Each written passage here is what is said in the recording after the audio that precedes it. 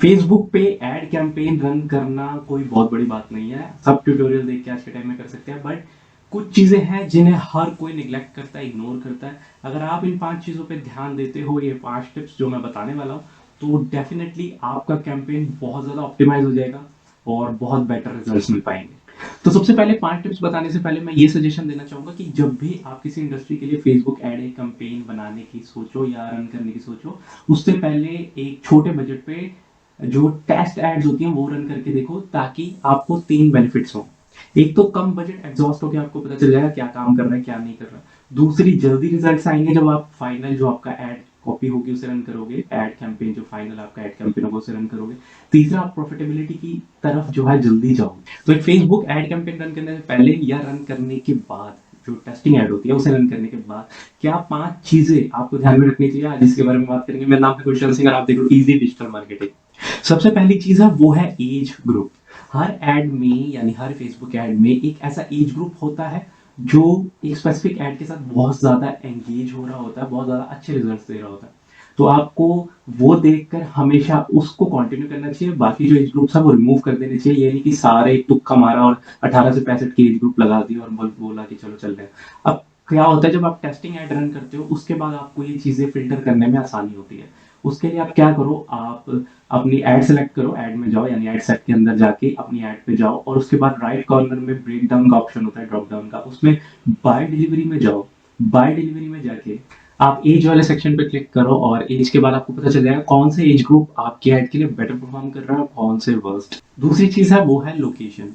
Location बहुत बड़ा factor है और फेसबुक की नज़र में, मेरी नज़र में भी, अगर आप फेसबुक पे ऐड रन करने जा रहे हो, फॉर एग्जाम्पल अगर आपकी टारगेटेड लोकेशन कुछ सिटीज है, स्पेसिफिक सिटीज है या कोई एक सिटी है, ठीक है, और आप पैन इंडिया टारगेट नहीं करना चाहते अपनी एड से, और आपका बजट ज्यादा है, या एक दो सिटीज हैं या एक ही सिटी है, आपका बजट ज्यादा है और आप एड स्पेंड कर रहे हो, ठीक है, एड पे स्पेंड कर रहे हो अपने, तो आपको 3 इश्यूज फेस करने पड़ सकते हैं। सबसे पहली चीज, लीड कॉस्ट ज्यादा आएगी क्योंकि आप एक स्पेसिफिक सिटी टारगेट कर रहे हो, नैरो कर रहे हो अपनी ऑडियंस को, तो लीड कॉस्ट ज्यादा आ सकती है। दूसरा, अगर आप बहुत ज्यादा बजट लगा रहे हो, काफी टाइम हो गया, 3-4 महीने के बाद या 2-3 महीने के बाद, आपको ओवरलैपिंग का इशू फेस करना पड़ सकता है। अगर आप फेसबुक को एक स्पेसिफिक या कुछ स्पेसिफिक सिटीज देते हो, आपका बजट बहुत ज्यादा अच्छा है, ठीक है, और अगर फेसबुक को उस इंटरेस्ट के बंदे नहीं मिल रहे जो आप टारगेट करना चाहते हो स्पेसिफिक सिटी में, तो ये क्या करता है कि बाहर की सिटीज में भागने लग जाता है। इवन अगर आप उन सिटीज को एक्सक्लूड भी कर दोगे जो आप नहीं चाहते,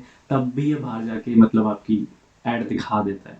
तो ये बहुत इश्यू रहता है बड़ा लोकेशन का। अब इसका सॉल्यूशन क्या है? इसका सॉल्यूशन ये है कि आप मल्टीपल एड कॉपीज बनाओ, बहुत ज्यादा 8-10 नहीं, कुछ एड कॉपीज बनाओ और अलग अलग जेंडर और एज ग्रुप के साथ उनको बना के रख दो। जैसे फीमेल्स के लिए इतने से इतने एज के लिए ये, मेल्स के लिए इतने से इतने के लिए ये, उसके लिए अलग बिल्कुल एड कॉपी है, ठीक है। जब इस तरीके से आप सेम सिटी के लिए टारगेट करते हो तो थोड़ा कम चांसेस हो जाते हैं ओवरलैपिंग के, और ये भी चांसेस कम हो जाते हैं कि आपकी जो है ना बाहर भागेगा वो, ठीक है, थोड़े चांसेस कम हो जाते हैं, ये नहीं खत्म नहीं हो जाते, चांसेस कम हो जाते हैं। तीसरा फैक्टर या टिप है टाइमिंग।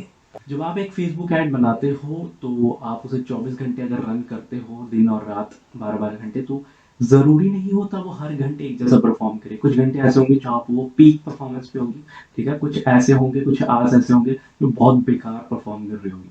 अब जब आप एक टेस्टिंग बजट पे ऐड रन कर रहे हो तो आपको यही देखना होता है कि कौन से घंटों में वो बहुत अच्छा परफॉर्म कर रही है, कौन से घंटों में वो नहीं कर रही, और उस हिसाब से आप स्केड्यूलिंग कर सकते हो अपनी ऐड की। स्केड्यूलिंग लोगों को बोरिंग लगती है, वो नहीं करना चाहते कुछ बंदे, मैं देखता हूँ, जैसे मेरे इंटरेक्ट होता है कुछ बंदों से या मेरे नोन है, ठीक है। स्केड्यूलिंग का क्या फायदा होता है कि आप उन्हीं घंटों के लिए पैसे दे रहे हो जब आपकी ऐड अच्छा परफॉर्म कर रही है। और स्पेसिफिक, और जो स्पेशली अगर आप लीड एड्स, जैसे लीड फॉर्म एड्स होती हैं फेसबुक की, उनके लिए वो इंप्रेशन पे पैसे कट करता है।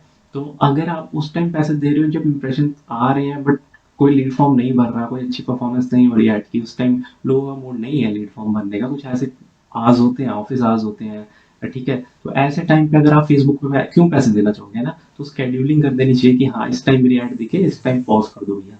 अब कौन से घंटों में आपकी ऐड अच्छा परफॉर्म कर रही है ये देखने के लिए आप वैसे सिंपली एड सेट में ऐड में गए और ऊपर ब्रेक डाउन में गए, ब्रेक डाउन में जाके आपने बाय डिलीवरी सिलेक्ट किया और बाय डिलीवरी में जाके आपने टाइम ऑफ डे सिलेक्ट किया और वहां पे जाके आपको बता देगा कौन से घंटे में कितने इंप्रेशन आ रहे हैं और अच्छे मतलब रिजल्ट्स दिख रहे हैं। तो ये थे 3 टिप्स। अब चलते हैं चौथे पे जो है डिवाइसेस। आपकी ऑडियंस क्या है, और उसकी कितनी परचेजिंग पावर होनी चाहिए, मतलब आपकी टारगेटेड ऑडियंस की, ये आपको पता होगा। हो सकता है आपका कोई ऐसा प्रोडक्ट या सर्विस हो जो काफ़ी मतलब चीप है और अफोर्डेबल है, तो वो कोई भी खरीद सकता है, तो उसमें कोई प्रॉब्लम नहीं है। हो सकता है कईयों को प्रीमियम कस्टमर चाहिए होते हैं जिनकी परचेजिंग पावर बहुत हाई हो। ऐसे में डिवाइसेस के हिसाब से उन्हें कैटेगराइज कर लेना एक अच्छा ऑप्शन रहता है। कुछ बंदे एंड्रॉयड डिवाइसेस को टारगेट करना चाह रहे होते हैं, कुछ आईओएस वाले कि भाई जिसके पास एप्पल का फ़ोन हो, और जिसके पास एप्पल का फ़ोन है मतलब पॉसिबिलिटीज़ हो जाती हैं कि उसकी परचेजिंग पावर अच्छी होगी, तो हम सिर्फ आईओएस वालों को ही दिखाना चाहते हैं इस तरीके से।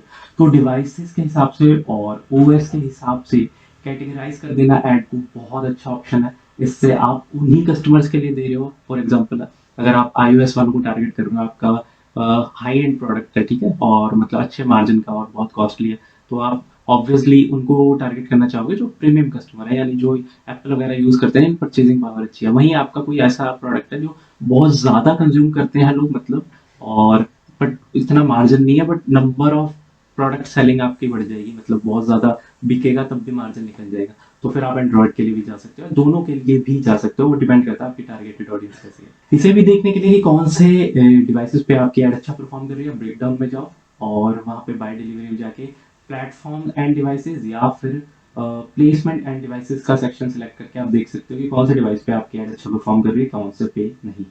फिफ्थ टिप है प्लेसमेंट। प्लेसमेंट फेसबुक काफी सारे सेक्शंस देता है आपको। फेसबुक के अंदर ही आप न्यूज फीड में दिखाना चाहते हो, राइट कॉलम में दिखाना चाहते हो, सर्च में, स्टोरीज में, आर्टिकल्स में, मार्केट प्लेस में, वगैरह वगैरह। बट मेरा सजेशन ये रहता है कि अगर आप बिगिनर हो, आपको नहीं पता ज़्यादा कुछ, और कहाँ से कौन सी प्लेसमेंट से कैसा रिजल्ट आ सकता है कौन सी इंडस्ट्री के लिए, या फिर आप चाहे बहुत अच्छा एड रन करते हो बट आपका बजट कम है, तब भी आपको बस न्यूज फीड या फिर आप न्यूज फीड के साथ मार्केट प्लेस वाला सेक्शन यूज कर सकते हो प्रोडक्ट और सर्विस के लिए। यहाँ से अच्छा रिस्पॉन्स यूजुअली आ जाता है। तो बहुत ज़्यादा अगर आप प्लेसमेंट कर दोगे कि हाँ बाय डिफॉल्ट जो फेसबुक ने ऑटोमेटिक रखा हुआ है ना, मैनुअल हमेशा करो। अगर ऑटोमेटिक पे जाओगे तो फिर आपका बजट जो है जल्दी एग्जॉस्ट हो जाएगा। तो मेरे हिसाब से न्यूज़ फीड बेस्ट रहती है, न्यूज़ फीड और मार्केट प्लेस सही रहता है प्रोडक्ट्स वगैरह के लिए। और आपकी इंडस्ट्री है तो डिपेंड करता है टेस्टिंग एड पे, तो वो भी आप देख सकते हो कि कहाँ पे आपकी एड अच्छा परफॉर्म कर रही है।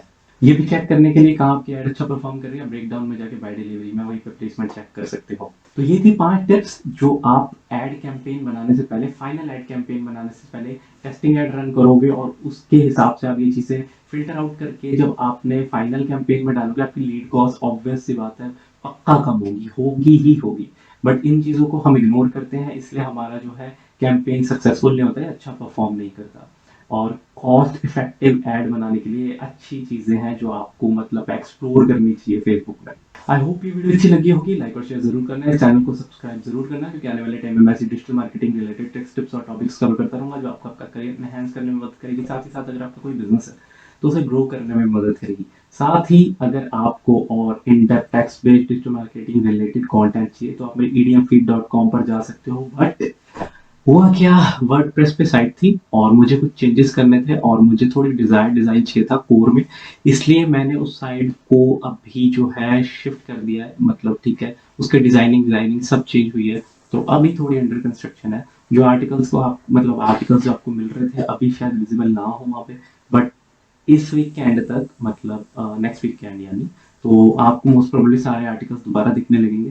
तब तक आप यूट्यूब का कंटेंट कंज्यूम कर सकते हो, और आप मुझे इंस्टा पे जाके मैसेज कर सकते हो और फॉलो कर सकते हो, जिसका यूजर नेम है इजी डिजिटल मार्केटिंग 500।